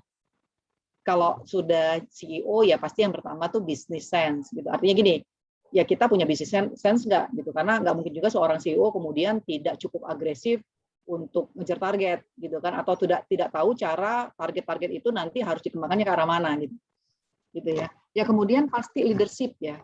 Ya leadership itu beberapa hal. Jadi mulai dari maksudnya gini, planning organizing itu bagian dari leadership. Itu jadi gini, kita tahu bisnis objektif kemana, tapi bisa mengartikulat nggak bagaimana cara mencapainya, how to-nya dan kapan, dan hitungannya bagaimana. Itu ya. Kalau enggak seorang CEO ya nggak ngerti. Kalau CEO-nya aja nggak ngerti, yang lain kan nanya, Bu ini digimanain Bu, kan gitu. Bu ini kita tahun depan segini, ini caranya bagaimana? Jadi bisa mengartikulat gitu. Tentu saja nanti secara proses dan sebagainya melibatkan semua orang dan sebagainya ya. Gitu ya, itu planning organizing gitu. Decision making ya pasti. Ya analisis dan judgment pasti. Karena ujung-ujungnya CEO lah yang diharapkan untuk mendesain. Kalau misalnya ada sesuatu yang butuh untuk diputuskan, harus decisive enough. Nggak bisa ya lihat nanti, nggak bisa lihat nanti Bu. Ibu udah maksudnya ibu tuh udah terakhir yang kita mintakan ini gitu. Itu harus decisive enough. Nah, untuk bisa menjadi decisive kan harus punya analisis yang bagus, analisis and judgment. Ya, yang lain-lain ya basic lah ya, harus punya interpersonal skill yang bagus. Ya iyalah gitu, kalau seorang CEO kemudian tidak bisa berrelation dengan business partner atau dengan shareholder gitu ya, kan nggak bisa kemana-mana juga gitu kan. Yang lain misalnya kayak Timo ya itu basic lah. Jadi apa yang dibutuhkan, maksudnya leadership kompetensi ya itu sama aja sebetulnya gitu. Di fungsi apapun ya, di fungsi HR, di fungsi manapun, apalagi seorang CEO gitu. Nah tinggal nanti masternya, CEO itu makan masternya kayak tadi misalnya saya jadi CEO digital company yang awalnya saya nggak ngerti apa-apa, ya berarti kompetensi yang dibutuhkan dari saya adalah itu tadi belajar cepatnya. Itu karena kalau enggak kan tim saya juga nanya, Bu ini itu digital itu apa ya, saya juga nggak ngerti gitu. Nah belajar cepatnya itu bisa pakai strategi tadi, bisa belajar sendiri, bisa rekrut orang yang ngerti gitu kan. Ya kan, rekrut orang yang ngerti ajarin saya misalnya gitu, atau dia yang ngelit gitu. Jadi itu yang pertama. Yang kedua tadi apa ya? Yang kedua, tantangan dan hambatannya yang dihadapi oleh Kak Rina bertransformasi dari peran HR menjadi CEO.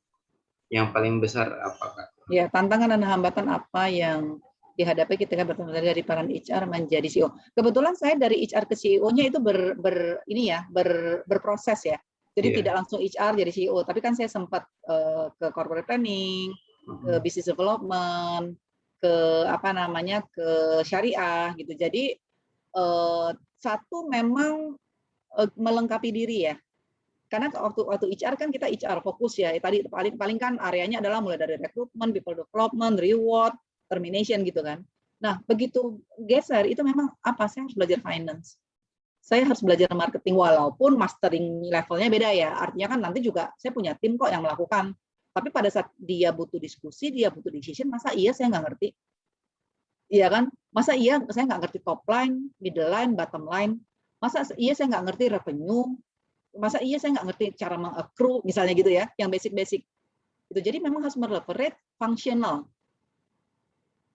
Ya, kalau saya kan fintech ini adalah lending company. Ya, artinya saya juga harus paham, oh berarti harus tahu dong orang mau minjem duit harus di-reviewnya pakai apa, bahwa nanti dia bisa bayar atau dikasihnya 5 juta, 10 juta atau cuma 1 juta gitu. Jadi memang satu yang harus dilakukan adalah meleverage diri dari hanya satu function, kemudian function itu harus dikuasai. Ya, tidak harus mastering sampai level 5 gitu ya, karena toh nanti kita juga akan punya tim yang mensupport kita. Tapi minimal pada saat kita membuat decision, kita ngerti apa yang kita decide. Kita ngerti apa yang kita ngomong. Kita ngerti apa yang baru kita putusin, impact-nya kemana. Gitu. Jadi itu. Jadi transformasinya tuh ke situ. Jadi pelajarin function-nya. Kalau behavior-nya, menurut saya tidak ada bedanya. Ya namanya leadership kompetensi kan ya leadership kompetensi. Gitu ya. Paling number one adalah harus decisive enough. Harus leadership-nya kuat. Harus bisnisnya kuat. Kan itu tadi kan. Gitu, karena at the end kita adalah orang terakhir yang harus memutuskan kan misalnya gitu. Tapi secara fungsional itu harus diisi memang. Ya, nah kebetulan kalau saya kan bertransformasinya kan cukup punya waktu ya. Berapa tahun kan saya mulai dari corporate planning, saya ke business development, saya sempat ke syariah gitu. Gitu ya. Oke, yang berikutnya tadi pertanyaannya adalah baik, terakhir motivasi internal yang mendorong Kak Rina dalam proses transformasi tersebut itu apa? Kalau motivasi internal saya tadi seperti quotes yang tadi saya di depan ya, saya kerja gini lah. Saya selalu bilang ke tim saya, kerja tuh capek nggak capek. Tapi kalau kerja dapat capeknya doang, sama gaji lah pasti ya gitu ya. Rasanya kok sayang gitu. Saya meluangkan waktu, meluangkan pikiran, meluangkan tenaga, mungkin juga ada emosi-emosi jiwanya gitu kan. Gitu. Kalau saya tidak bikin sesuatu gitu. Jadi saya dimanapun saya pengen create legacy lah gitu. Jadi orang tahu lah, oh ini dulu Rina yang bikin, minimal ada itunya gitu. Jadi motivasi internal saya itu aja, bahwa saya pengen kerja benar, saya pengen kerja baik, sehingga saya ini nggak kerja ini ada hasilnya gitu. Buat saya pasti gitu, karena memang kita profesional, tapi buat company, buat orang-orang juga. Gitu. Itu lebih ke situ aja sih sebetulnya. Rasanya cukup umum ya. Oke, pertanyaan berikutnya nih, ada dari Kak Karis ya. Masih di mute, Mas Rian? Sorry Kak. Oke, apakah ini Kak Dedi. Bagaimana Kak kalau misalkan saya tanyakan ke Kak Dedi. Kak Dedi dulu apakah sudah cukup jelas? Iya. Sudah jelas banget. Oh baik, sudah jelas. Oke, thank you Kak Dedi. Itu Kak sudah cukup jelas. Kita lanjut ke pertanyaan selanjutnya Kak dari Kak Karis. Seorang HR itu harus mempunyai basic psikologi Kak, kata Kak Haris. Enggak, saya bukan psikolog, saya psikopat. Luar biasa.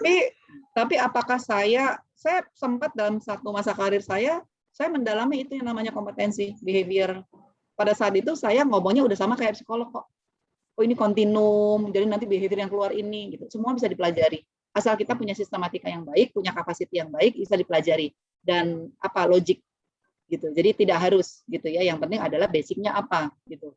Jadi saya juga dalam karir saya sempat kok ya saya belum pernah jadi recruiter aja, tapi yang namanya mendefine kompetensi model, kemudian melakukan people review dengan mengeluarkan behavior indicator yang merujuk kepada behavior apa, itu saya juga lakukan. Pernah saya punya pekerjaan itu juga gitu. Jadi tidak harus gitu. Yang penting logik. Ya mungkin itu salah satunya bahwa IPB itu bisa kemana aja gitu ya. Luar biasa Kak. Gitu Kak Karis. Oke Kak Karis, sudah bisa menjawab mungkin atau sudah cukup? Gimana Kak? Sudah bisa menjawab sih Kak Rina, tapi mau tanya lagi Kak. apabila di dalam suatu perusahaan itu dari beberapa karyawan itu istilahnya toksik seperti itu kayak ya, toksik dalam istilahnya mengkambing hitamkan HR gitu, organisasi HR. Nah, tindak lanjut atau bagaimana kita caranya untuk bisa meyakinkan beberapa karyawan yang toksik tersebut untuk selalu mengikuti manajemen seperti itu, Kak. Iya. Ini tambahan gitu, Kak. Iya. Saya praktis-praktis aja ya. Mungkin juga saya juga sudah mulai bertransformasi gitu ke pola pikir digital gitu. Udahlah, yang toksik-toksik itu udah di-cut. Sorry to say ya. Jadi kita juga jangan terlalu banyak menghabiskan waktu. Oke, mungkin pertama kali tanya dulu kenapa sih dia toksik gitu. Tapi sekali toksik tetap toksik. Kalau sekali toksik tetap toksik, nggak ada reason. Gitu, dan mau bersama company gitu atau mau di luar gitu. Saya pernah kok ngalamin beberapa kali malah toksik. Terus saya bilang, no, nggak ada tempat orang untuk toksik. Saya mengorbankan terlalu banyak effort untuk membela atau membenarkan si satu toksik ini, sementara yang lain karyawan saya lebih butuh saya gitu untuk saya perhatikan gitu. Itu ya, jadi ya sudahlah, toksik is toksik lah, kecuali memang kita ajak ngomong dia mau berubah gitu. Tapi biasanya pengalaman saya enggak, itu tuh memang kayak kayak memang begitu gitu. Dan waktu itu saya mengakui itu salah saya, mau saya yang rekrut kok gitu. Ya mungkin di depan saya nggak lihat itu gitu. Gitu ya, jadi jangan terlalu banyak juga menghabiskan waktu untuk ngebenah-benahin si toksik gitu, enggak lah gitu. Kalau saya sih enggak. Gitu ya. Ya, Kak. Baik, Karina, terima kasih, Kak. Iya, praktis-praktis aja lah. HRD banyak kerjaannya daripada ngurusin toksik, mendingan jadi bisnis partner yang benar ya kan? Iya, Kak, betul sekali, Kak. Baik, Kak, kita lanjut ke pertanyaan selanjutnya juga. Izin tanya Kak Rina dari Kak Odi, room 3 ini. Nah, dalam development kita sering fokus pada learning, padahal di satu sisi lain kita perlu tahu how to unlearn. Nah, apa ada proses unlearn yang Kak Rina dalam menuju karir menjadi CEO? Salam saya dari Gaya Motor. Ada rekan saya di Auda, Mas Oki, Kak. Ya, Oki tim saya di HC. Gitu. Bisa nanti gitu. bisa tanya Oki lah bagaimana saya mendrive HC di Auda. Learn, unlearn. Wah, ini hal yang baru nih buat saya. Pasti ada ya. Unlearn, yang tadi saya bilang, udahlah saya unlearn deh yang toksik-toksik itu. Buat saya ya, ngapain sih kita ngurusin satu orang toksik gitu, ya sudah, ajak ngomong gitu, clear aja, ajak ngomong, kondisinya begini, culture perusahaannya begini, kamu bisa ngikut atau enggak?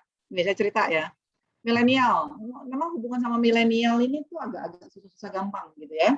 Oke. Gimana pun juga kita masih ada absen gitu ya, karena saya bilang oke lah ya, kita masih absen lah walaupun tidak seketat tradisional company gitu ya. Artinya kalau misalnya memang ada kebutuhan dan sebagainya itu bisa dibicarakan dengan atasan ya. Tapi yang namanya absen sih tetap absen gitu. Kemudian kan ada aturannya ya, telat berapa kali dan sebagainya, ada SP gitu ya. Nah, ribut nih si toksik gitu kan. Wah, padahal kan 15 menit terlambat aja pagi dihitung. Padahal kita pulangnya nggak pernah jam 5 teng, jam 6, jam 7, jam 8. Nah, kalau udah kayak gitu, ya saya bilang kalau sudah mulai mau transaksional dengan company, nggak akan pernah menang. Saya bilang, oke, sekarang di sini duduk ya. Dari jam 8 sampai jam 5, berapa banyak kamu lihat Instagram? Berapa menit waktu pakai lihat Instagram? Ya, berapa menit chat-chat WA? Berapa menit lihat YouTube? Ya kan, kalau mau transaksional kan hitung. Berapa menit main pingpong, ya kan, berapa menit ngobrol yang bukan kerja gitu ya. Dan ayo kita hitungan, sebetulnya kamu kerja berapa jam yang efektif, artinya kamu pulang di atas jam 5 itu kan adalah karena waktumu itu ada yang kamu gunakan selain kerja gitu. Nah, itu yang pertama. Yang kedua, at the end ini company punya orang, ya kan. Lah kalau kamu punya company sendiri terserah. Tapi kalau kamu punya company sendiri dan karyawanmu suka-suka seperti itu, kamu rela nggak? Nggak rela juga kan? Ya sama aja dengan yang punya company kan gitu. Jadi jadi buat saya clear aja lah gitu. Artinya gini, selama kita kerja sama orang, ya kita harus ikutin lah aturannya. Gitu. Otherwise punya company sendiri. Gitu. Jadi yang kayak gitu buat saya jangan dipelihara karena toksik. Nanti ngomong-ngomong ke temannya. Gitu kan, kita nih dibodohin loh oleh company. Bisa begitu kan? Itu tadi yang saya bilang toksik. Gitu. Nah, itu ya saya bilang kalau ini terkait dengan unlearn ini rasanya iya. Mungkin kalau maksudnya itu iya ya. Jadi banyak juga yang saya unlearn, udahlah nggak usah diurusin. Kita ngurusin yang lain aja gitu. Itu mungkin maksudnya unlearn ya. Saya nggak ngerti juga unlearn itu apa gitu. Ada karena kalau pemahaman saya kan gini. At the end kan kita sehari kan tetap cuma punya 24 jam gitu ya. Dan kapasitas otak kita cuma segitu. Kalau terlalu banyak numpuk, nggak bisa terima yang baru gitu kan. Jadi ada yang dirilis gitu. Jadi ada tumpukan-tumpukan yang dibuang gitu. Nah itu saya setuju gitu. Karena kalau enggak bagaimana caranya ya saya dari HR ke sini gitu. Kalau ada yang nggak saya buang tuh, yang memori-memori yang sebelumnya gitu, yang saya unlearn gitu kira-kira. Mungkin gitu ya kali maksudnya. Ya. Mudah-mudahan menjawab.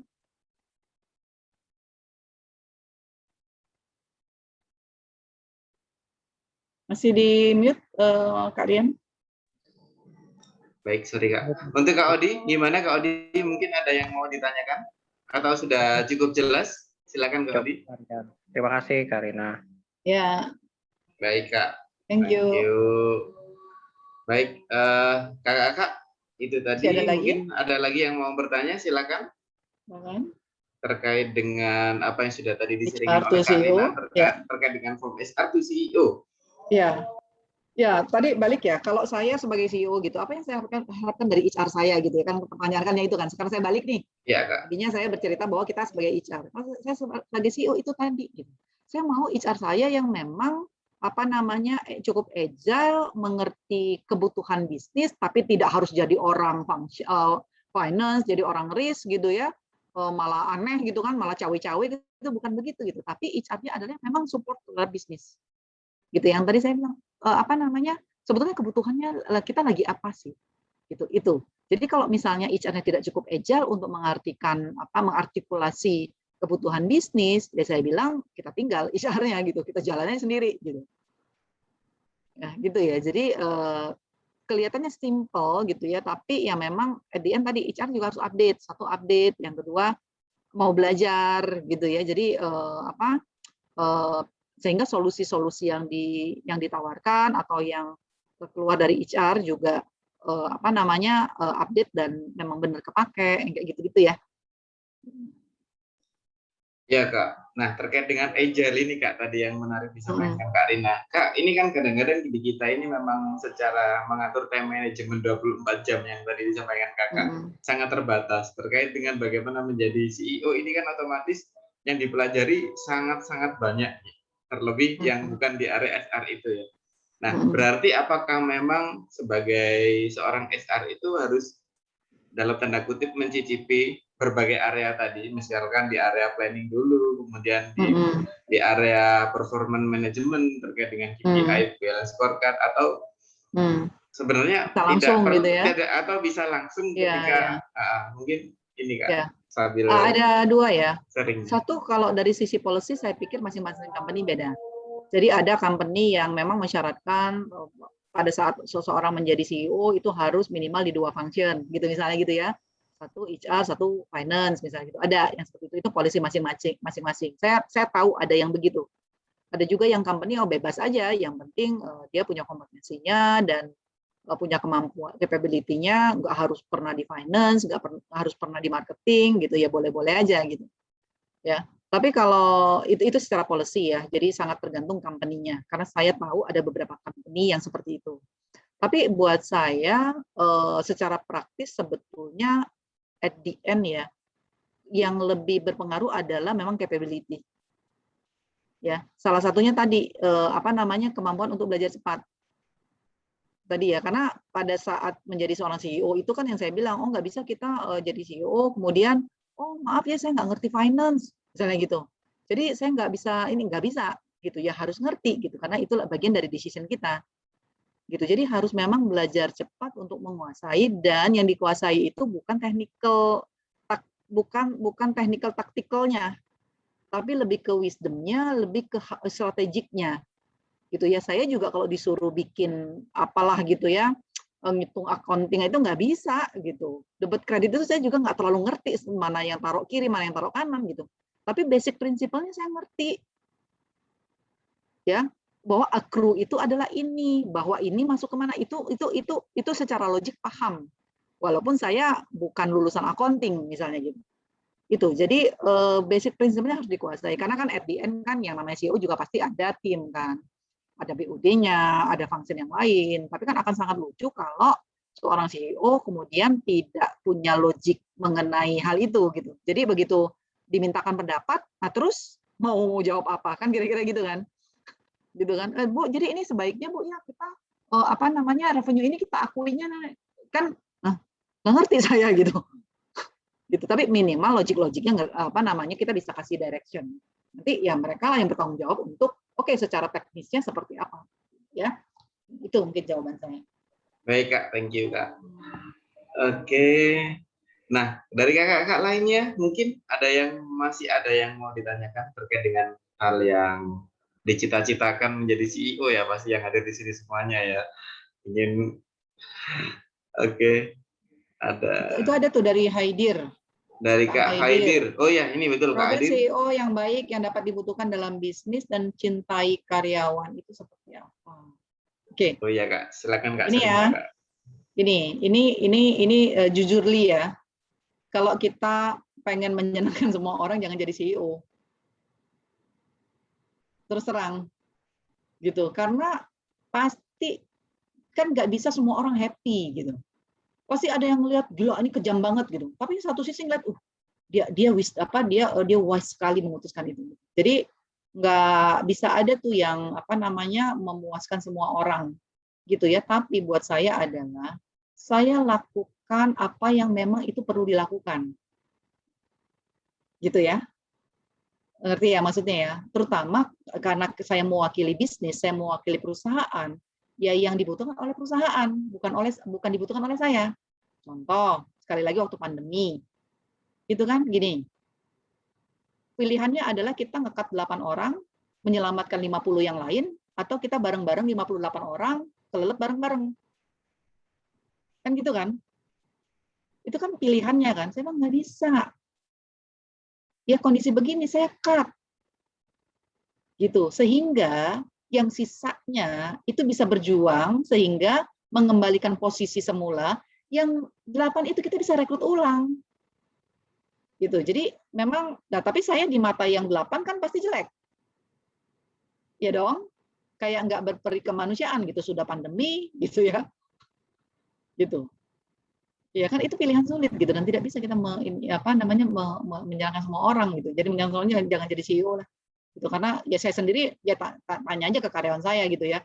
Ada mungkin yang bilang oh baik gitu, ada juga yang terlalu kejam, terlalu menuntut gitu, ada gitu.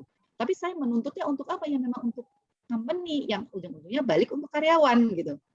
Ya, jadi saya berprinsip pada saya akan lakukan apa yang memang perlu untuk dilakukan. Bukan karena saya pengen dilihat baik hati, bukan pengen dilihat saya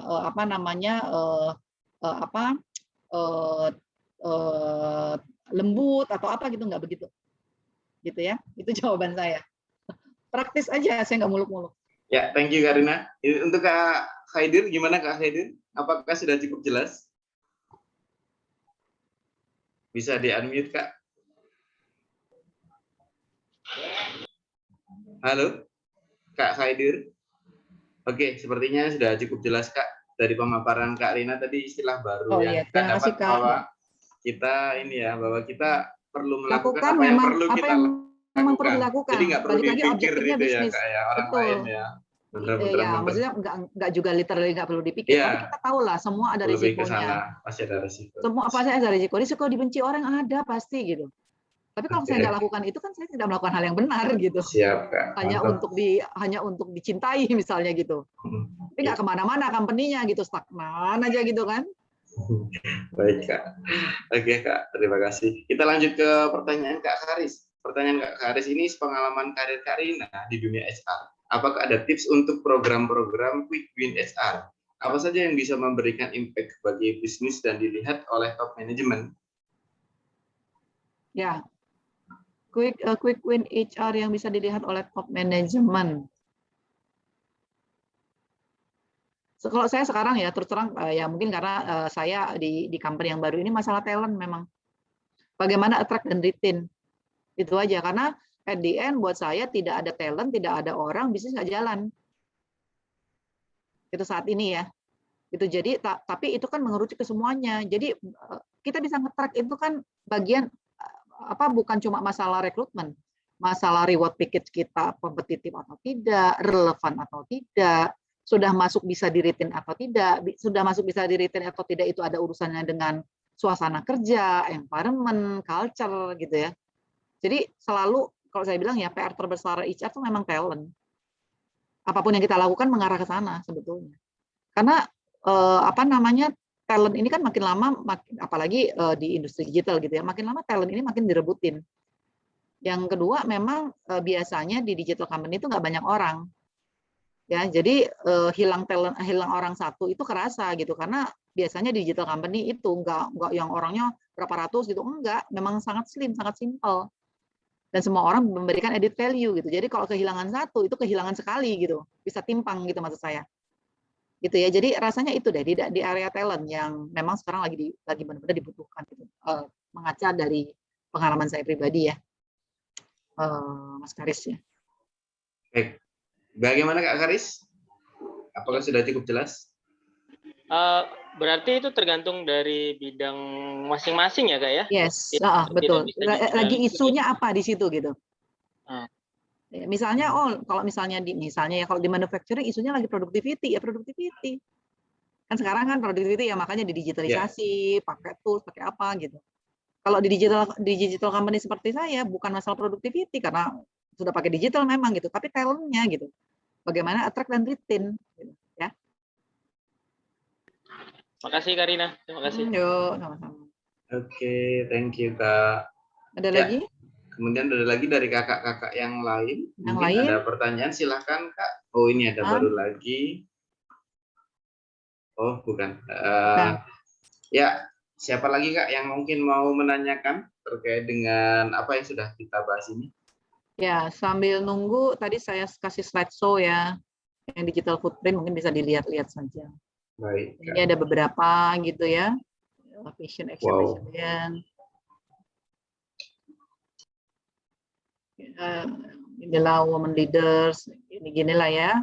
Ini di corporate planning saya pernah dapat the best corporate planning. Ini di majalah internal ya, majalah Astra Internasional. Ini waktu saya launching company yang baru ini dengan shareholder.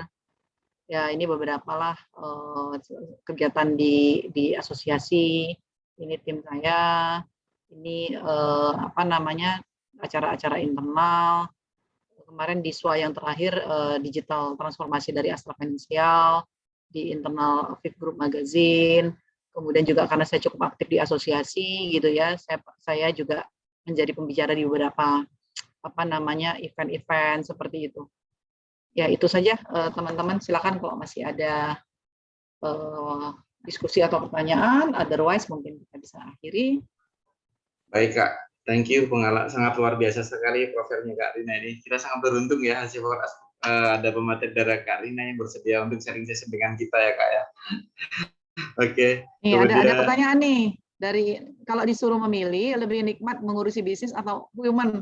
Kalau saya bisnis, human itu never ending story. Tapi nggak ada bisnis kalau nggak ada human. Kan poinnya itu. Jadi harus diurusin. Jadi itu bukan pilihan. Gitu. Baik Kak, kemudian ada pertanyaan lagi Kak. Kakak udah banyak pengalaman di berbagai posisi legacy terbaik yang pernah ditinggalkan apa saja Kak? Itu tadi ya. Legacy yang terbaik ya. Ini kalau legacy seharusnya jangan nanya saya ya, nanya orang yang ditinggalin. Kalau saya kan bisa GR gitu.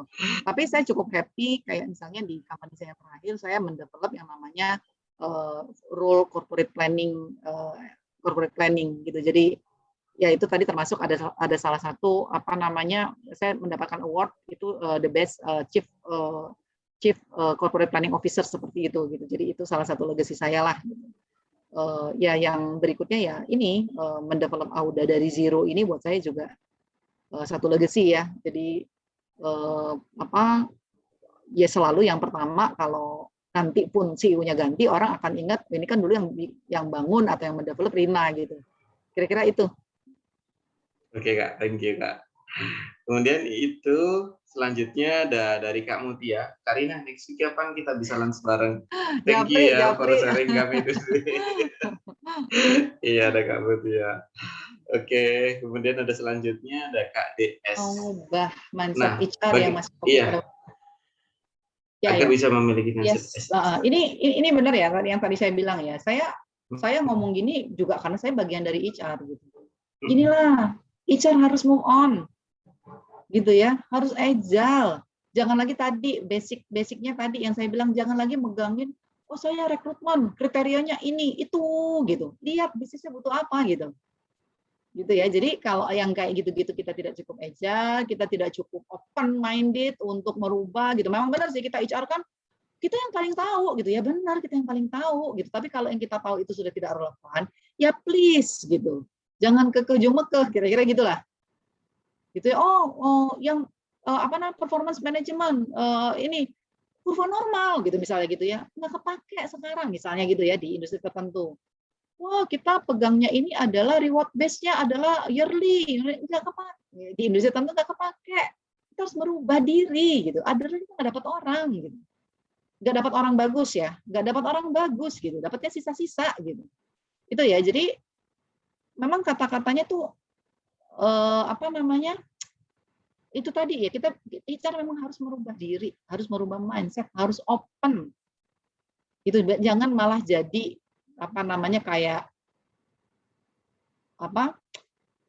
kayak orang yang selalu ketinggalan di belakang gitu. Itu tadi kata-kata yang kita sebenarnya sudah siap semua nih, HR-nya nggak ready kayak gitu loh. Jadi itu jangan sampai begitu, gitu ya. Baik Kak. Kemudian itu ada Kak Mutia juga. Ini ya sesama CEO ya. Sesama CEO. Iya. Dulu teman kos ya. Tapi Mutia teman kos, kita kamarnya sebelahan. Wah, luar biasa. Ke kantornya bareng, beda lantai doang. Iya. Sesama CEO ini ya. Baik. Oke. Kemudian, kakak ada pesan nanti misalkan setelah selesai acara ini, mohon untuk yang ada form di situ, kakak mohon untuk diisi ya terkait dengan form. Kita butuh masukan dari kakak-kakak semua. Oke. Ada link form. Kemudian selanjutnya kita ada pertanyaan lagi dari Kak Ebit ya, Mas Ian ya. Kak Ebit, Kak Rina, Kak Ebit yang lagi ada di perjalanan ini Kak tadi. Jadi nyimak sampai sekarang karena ada keperluan. Tapi tetap concern di sharing session kali ini. Kak Rina mohon izin bertanya. Dengan banyak pengalaman Kak Rina yang good talenta dunia bisnis dan industrial, saya mohon bisa meluncurkan logbook menuju SR, IR berkualitas dan CEO handal. Thanks Kak Rina, kami tunggu ya. Jadi ada pesan Kak. Boleh, kalau mau jadi autornya boleh. Iya Kak Ebit. Oke Kak Ebit. Kak Arta bisa masuk di invite ke grup WA Hasil for Us. Ini yang di invite apanya nih Kak? Oke, mungkin kalau misalkan Kak Rina bersedia, tidak boleh, masalah ini. Baik Kak di room ini nanti ya, yang bareng-bareng CEO lainnya. Ya. Kemudian itu tadi ada pertanyaan lagi mungkin dari kakak lainnya, silakan. Atau sudah cukup jelas? Memang acara memang sampai jam 6, tapi kalau misalkan nanti tidak ada yang mau bertanya lagi karena memang sudah sangat jelas apa yang telah diwaparkan Kak Rina, bisa untuk kita akhiri bersama ya Kak ya. Ya, boleh. Ya, kalau saya sih balik lagi ya, maksudnya kita nggak muluk-muluk lah ya, artinya tadi bukan berarti menjadi bisnis partner itu kita harus nyebrang jadi orang finance, enggak gitu. Jadi even di function kita yang sekarang kita bisa kok jadi bisnis partner, tapi tadi syaratnya adalah apa? Kita open mind, merubah mindset kalau memang masih ketinggalan mindsetnya gitu, merubah cara pandang sehingga benar bisa memberikan solusi buat bisnis gitu. Poinnya lebih ke situ aja. Baik Kak, terima kasih. Kemudian sebelum diakhiri sesi kali ini, nanti setelah Kak Rina mungkin ada tambahan, kita foto bersama ya. Mungkin nanti minta bantuan dari Kak Tony. Nah, kemudian Kak Rina mungkin ada tambahan sebelum diakhiri Kak. Ya, Sebelumnya thank you saya diundang ke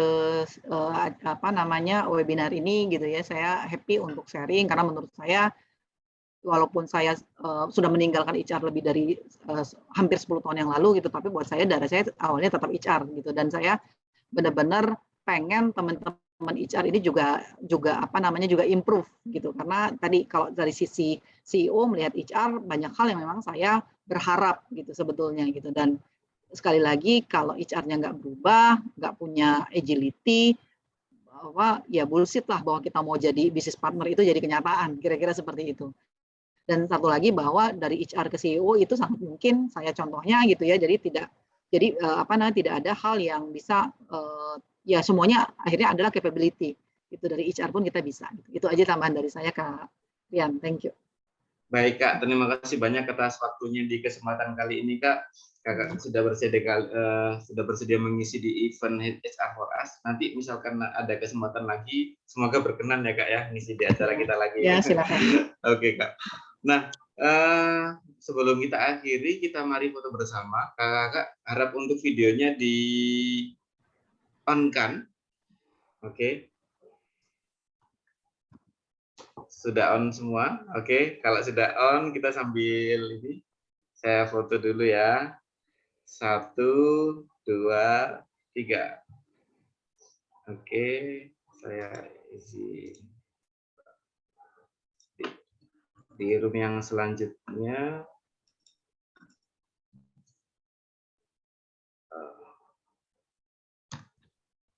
Oke. Di room selanjutnya 1, 2, 3. Mas di slide peserta yang ke selanjutnya lagi. Sudah cukup? Baik, itu tadi sharing sesi kali ini dari Kak Rina. Terima kasih banyak Kak Rina atas sharing. Sama-sama, makasih. Ya, semoga berkah buat kita semua. Kak Rina terlebih sebagai Amin. Ya, pemateri kali ini. Terima kasih ya Kak ya. Terima kasih semuanya. Ya, terima kasih. Saya drop dulu ya. Ya Kak, terima kasih Kak Rina. Ayo, bye. Terima kasih banyak. Terima kasih Kak Rina. Thank you. Terima kasih kakak-kakak semua. Thank you Kak Rina. Terima kasih kakak-kakak semuanya. Thank you Kak Ebi. Thank you. Sukses, mohon maaf. Sukses. Jalan. Thank you.